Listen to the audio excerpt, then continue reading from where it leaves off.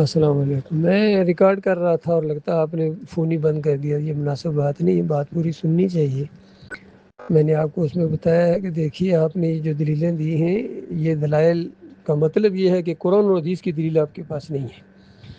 ایک جو بکریوں والا معاملہ آپ پیش کر رہے ہیں, ابو سعید خدری والی روایت, تو کیا بحرین میں بکریاں لینے آ رہے ہیں کسی کافر کو دم ڈالنے کی وجہ سے, یا امامت اور مؤذن کے اوپر نوکری تلاش کرنے کا ارادہ آپ کا؟ تو یہ دلیل تو آپ کی نہیں بنتی ہے. دوسری بات آپ نے کہی ہے کہ ابو بکر صدیق رضی اللہ تعالیٰ نے, تو وہ تو کوئی نماز پڑھانے کی انہوں نے اجرت نہیں طے کی تھی, نہ اذان کی تھی. وہ تو ایک جس طرح صدر مملکت ہوتا ہے یا وزیر اعظم ہوتا ہے, ایک ملک کا خلیفہ ہوتا ہے, وہ بھی پہلے انہوں نے اپنا سامان اٹھایا کپڑا اور بیچنے کے لیے جب جا رہے تھے, تو عمر بن خطاب نے اور کچھ اور لوگوں نے روک کے کہا کہ اگر آپ یہ کام کریں گے تو مملکت کون چلائے گا. تو بڑی مشکل سے وہ راضی ہوئے اور انہوں نے کہا کہ چلو ٹھیک ہے, ایک مزدور مدینے میں جتنی مزدوری لیتا ہے, سب سے چھوٹی مزدوری میرے لیے اتنی رکھ دو. تو انہوں نے کہا بھائی اس سے آپ کا کیسا گزارا ہوگا؟ انہوں نے کہا اگر گزارا نہ ہوا تو میں مزدور کی اجرت بڑھا دوں گا. تو یہ ذہن تھا ان لوگوں کا. اور آپ کی اطلاع کے لیے جب فوت ہوئے تو وصیت کر کے گئے اپنے بیٹے کو, عبد الرحمن کو, کہ میرا فلاں وہ مکان ہے اس کو بیچ کے بیت المال سے ٹوٹل جمع کرنا کتنا لیا ہے اس دوران خلافت, تو وہ سارا واپس کر دینا. یہ مولوی صاحب نہیں بیان کرتے ہیں. عمر بن خطاب رضی اللہ تعالیٰ عنہ کے بارے میں آپ نے فرمایا, تو وہ وظیفہ جو انہوں نے مقرر کیا تھا وہ بیت المال اتنا زیادہ ہو گیا تھا مالک نعمت کی وجہ سے کہ سب کا لگا تھا.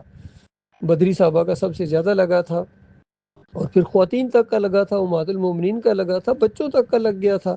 جیسا بچہ پیدا ہوتا تھا اسی وقت اس کا وظیفہ لگ جاتا تھا. تو کیا یہ نمازیں پڑھاتے تھے بچے, یا خواتین نمازیں پڑھاتی تھیں؟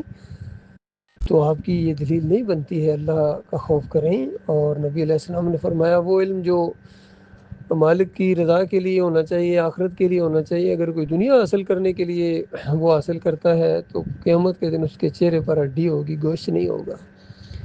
تو یہ معاملات ہیں سارے. آج یہ سارے اجرتی بن گئے ہیں, بریلوی ہوں, دیوبندی ہوں, اہل حدیث ہوں, سلفی ہوں, یہاں کے حنبلی ہوں, سعودی ہوں, گلف کے جتنے یہ یعنی عربی مولوی ہوں یا اجمی مولوی ہوں, یہ سارے کے سارے اجرت لیتے ہیں دین کے اوپر. یہ حرام خور ہیں, اسی وجہ سے ان کی دعائیں قبول نہیں ہو رہی ہیں. یہ امام تو کیا یہ مقتدی بننے کے لائق نہیں ہے. اب تو دین کے اوپر کمانا نہیں ہے, بلکہ اپنے کمائے ہوئے مال میں سے دین کے اوپر لگانا ہے, اللہ کے راستے میں جہاد کرنا ہے. دین اسلام تو یہ ہے.